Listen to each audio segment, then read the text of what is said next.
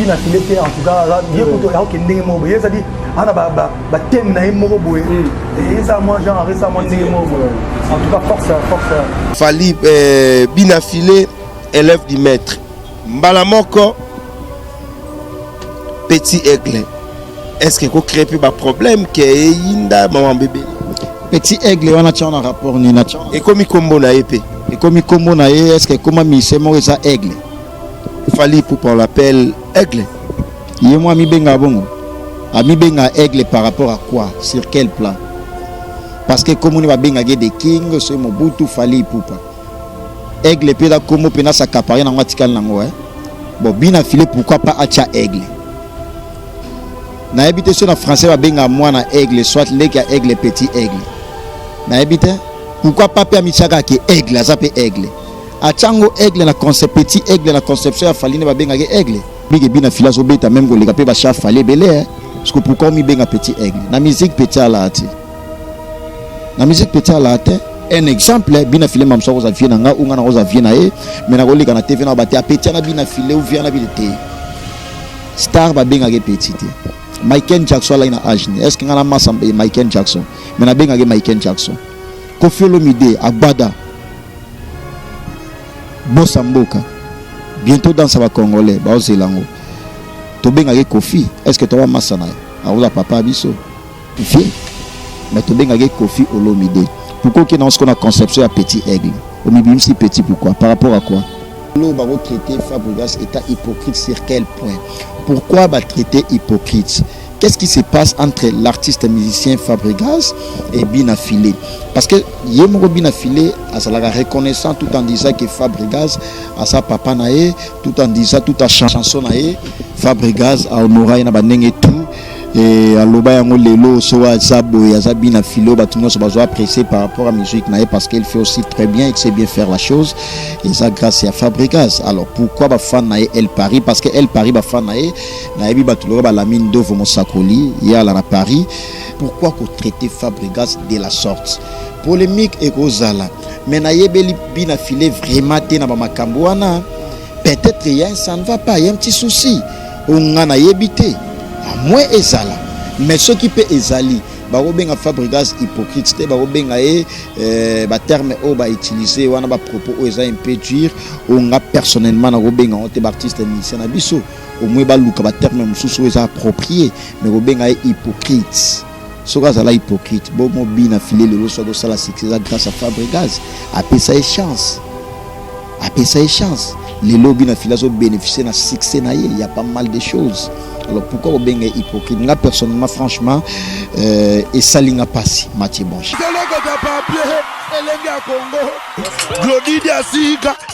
La mignonne. La mignonne.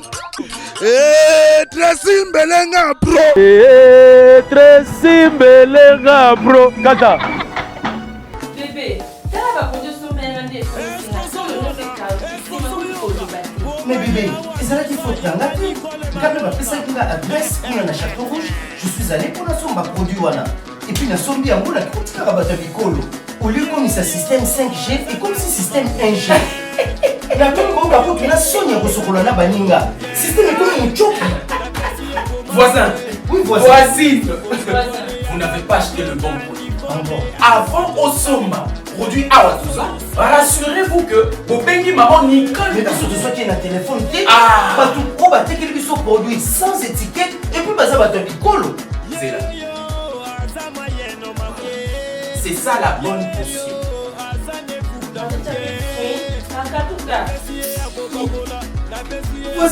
Voisin.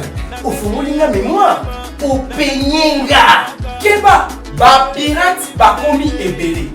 Soki obengi man Nicole Malo ayami na téléphone ndesomba soki ayami ote kosomba te moi j'ai réussi en bon qu'est-ce que tu as fait chez toi là-bas il y a des pamplemousses mais chez moi ici c'est le plateau de Batéké mon frère plateau de Batéké à le vrai est là produit Awatoza original chez Nicole Tokende Mosikate Kaka chez Manicole. Produit Awatosa, c'est une potion magique faite à base de plantes naturelles qui répare le vergeture, augmente la taille du pénis, de sein, arrière-train et mollet. C'est aussi un produit aphrodisiaque. Manicole Ndekolo Masolo. Ngangata formé monanaye, abombelaka esekele moko. Bayibi outillage, babosani artisan. Mama Nicole yaga, yaga yaga, yaga yaga, Manicole yaga.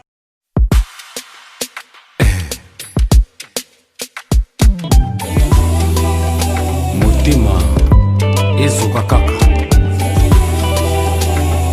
Pour lingua sia. Si, appelle-moi Fernando Style.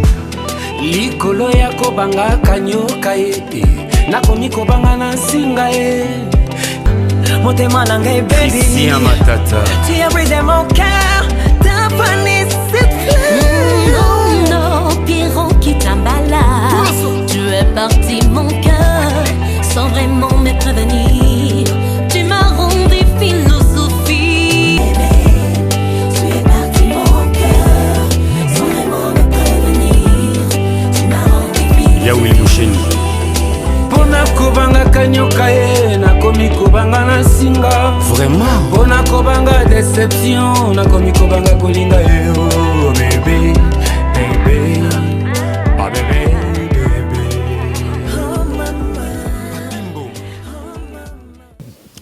Mesdames et messieurs, Mathieu Boncher, toujours avec votre émission PC La Plus Plus. Aujourd'hui, je suis là pour bien parler par rapport à l'artiste et musicien Fabregas Maestro et affaire Binafilé. Donc, Abissonios Toyebi, Binafilé, l'élève du maître, fils de Fabregas, na nenge ya musique. Mais aujourd'hui, on dirait il y a un problème. Il y a un problème, chers téléspectateurs. Pourquoi un problème? Parce qu'on a vu bah fan il y a Binafilé Paris bah les une émission pour bah avertir Fabregas Maestro bah traiter hypocrite bah traiter na nengenyoso Fabregas Maestro Fabregas otoye bah qui papa ya Binafilé na musique Binafilé azo le kanaba télévision pour envoyer bisabiso que non Fabregas c'est mon papa Villanova c'est ma maison. Mais aujourd'hui, nini ezoleka.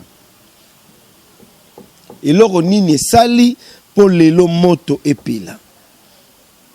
Et loro nini sali pour ti batu ba leka na télévision ba traiter Maestro hypocrite. On va parler avec Prince Bakali, les journalistes professionnels de notre métier. Donc, je suis avec lui. Merci déjà, mesdames et messieurs, parce qu'on est déjà en direct sur Elenga Congo. Merci à Tracy Melenga Pro. Merci à Grande Dame Glody Diasuka. Et merci à tous mes partenaires. Kingston Sono, les boss depuis Lyon. Respect à vous.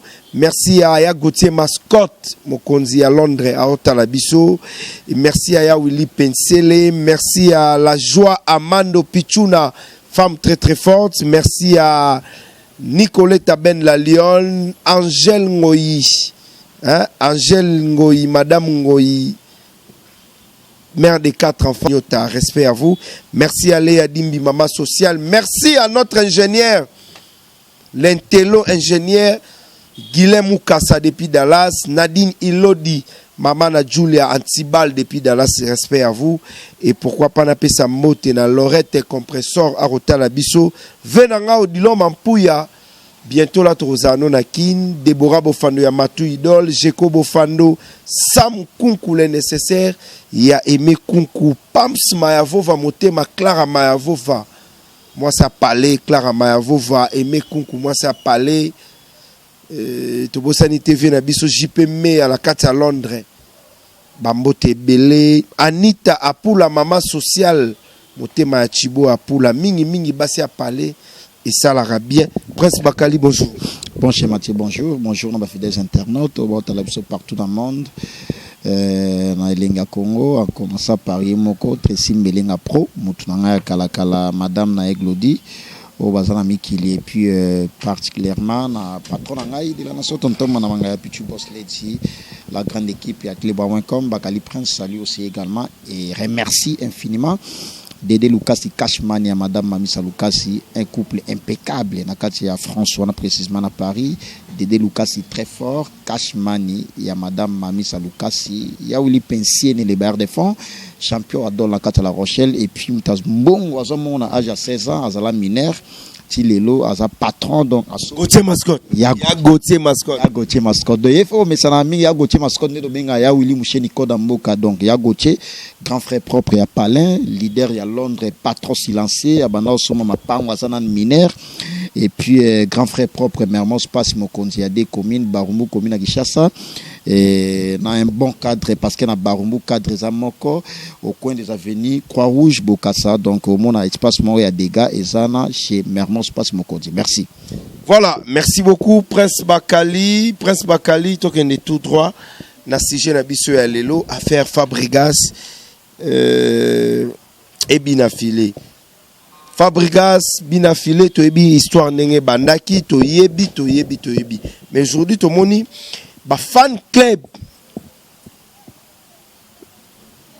ya Binafile, ba eko adressé na maestro Fabregas, ba traité ye hypocrite, ba traité na nenge nyoso balobi wana ke balinga la kate, ba mbalukuta boy. D'abord, pour na yo, moni dossier en bon. Non, mon propos on a tellement et ça après qu'on traiter Fabregas état hypocrite parce que Termango ils ont convenir vraiment. Fabregas c'est un artiste musicien parmi nos artistes musiciens qui font la fierté de la musique congolaise. Fabregas aussi fait partir à ça parmi les musiciens où il a appelé sa potentialité il a prouvé de quoi il est capable, il a allé prouver et puis il continue toujours à faire la pluie les bons temps. Fabregas as artiste musicien personnellement ce n'est pas bien affilé et grâce à Fabregas.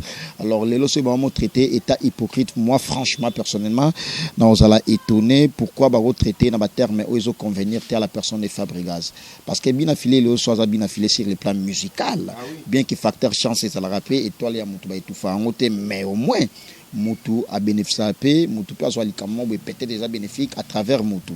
Les lots où c'est au bois car Batounet Baya Gauthier mascotte leader à Londres, Bavie Tim Skabengé les bons rétablissements, lui Tim Skabengé l'homme des immeubles et ça parce que ça n'a pas avantage mais Biso peut bénéficier n'a pas Makamumo auprès na bango il y a pas mal de choses. C'est toi là na maman Emeline Zemba tous pepele ambetolo parce que a gagné déjà ba faire. Aux hommes maman nanga Maman Emeline Zemba tous pepele ambetolo ba RF Mambeke ba Yannick Mambeke aux hommes c'est parce que ça n'a pas avantage moi boy biso peut profiter kana yango bango ba profiter na biso peut profiter kana yango donc ça la vice versa d'autre part au moni lelo ba traiter Fabregas état hypocrite sur quel point pourquoi ba traiter hypocrite qu'est-ce qui se passe entre l'artiste musicien Fabregas et Binafile parce que Yemoko Binafile a la reconnaissant tout en disant que Fabregas a sa papa nae tout en disant toute la chanson nae Fabregas a honoré na banenge tout et à loba yango lelo so za boy za Binafile ba tunyo so bazo apprécier par rapport à musique nae parce qu'il fait aussi très bien il sait bien faire la chose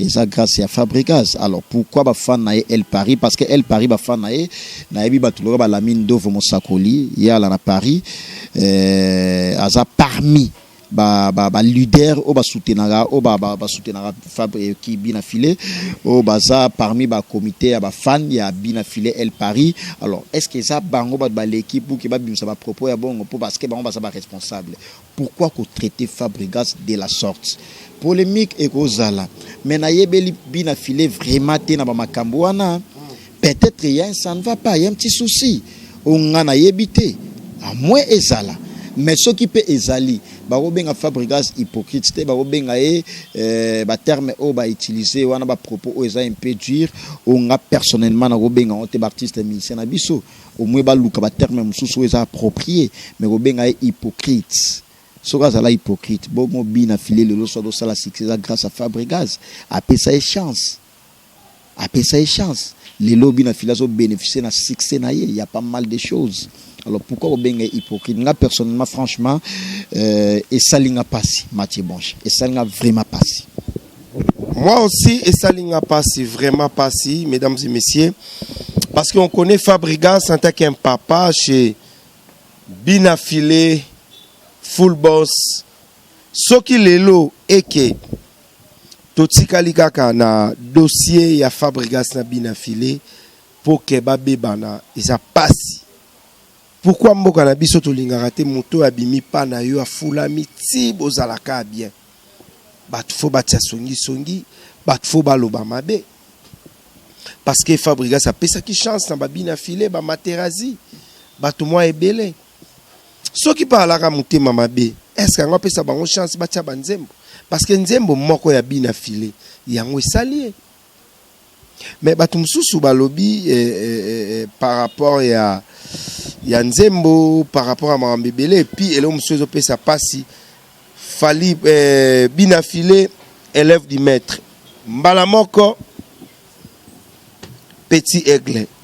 Est-ce que ko crée pas problème que yinda Mambebele Petit aigle on a un rapport ni na et comme combo na épée et comme combo na est-ce que comment mi c'est moi ça aigle fali pour on l'appelle aigle yé moi mi benga bongo ami benga aigle par rapport à quoi sur quel plan parce que comme on va benga des king c'est Mobutu fali poupa aigle pe da comme pena sa capare na ngatikal nango bon Binafilé pourquoi pas acha aigle na habité sur en français va benga moi na aigle soit les qui a aigle petit aigle na habité pourquoi pas pe amichaka ki aigle ça peut aigle a chango aigle na concept petit aigle na conception falline va benga aigle so que ça bon en tout cas mais quand un peu ko revoir à ça artiste oiseau promettre à ça la musalene très bien a gomi benga petit aigle té total musique a Binafilé na minute pour que to marché va monter oyibi ke Binafilé so beta même ko le capé ba cha fallait belé parce que pourquoi mi benga petit aigle na musique petit à la té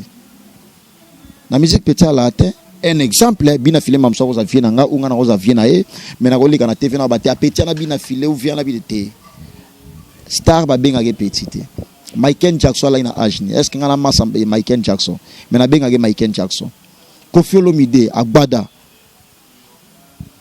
Bossa Mboka bientôt dans ça va congolais ba ozelango to benga ke Koffi est-ce que to va massa na a oza papa biso vie mais to benga ke Koffi Olomide pourquoi que dans ce qu'on a conception à petit aigle au mibim si petit pourquoi par rapport à quoi doit me un peu au revoir me un peu kolandela par rapport ya ko mwana ndenge mi benga bongo nga personnellement na ça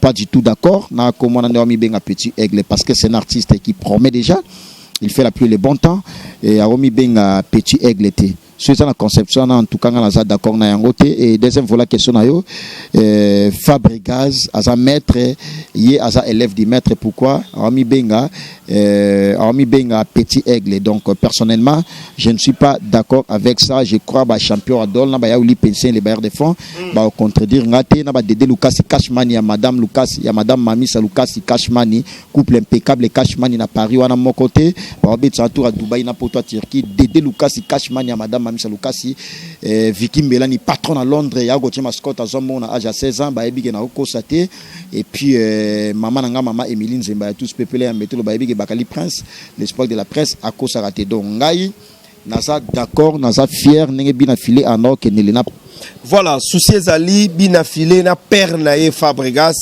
bazala toujours à bon terme totika polémique totika kotia bango na ba distraction parce que totalaki première disque ya Binafilé Fabregas a chanté et pourquoi pas le deuxième disque zoya mamoutou ezala bien comme programme ba problème ba hypocrisie botia bango na ba kafouya po ba bebana non pourquoi musique congolaise a boyé est-ce que Fabregas a kokoma pene nemi ya Binafilé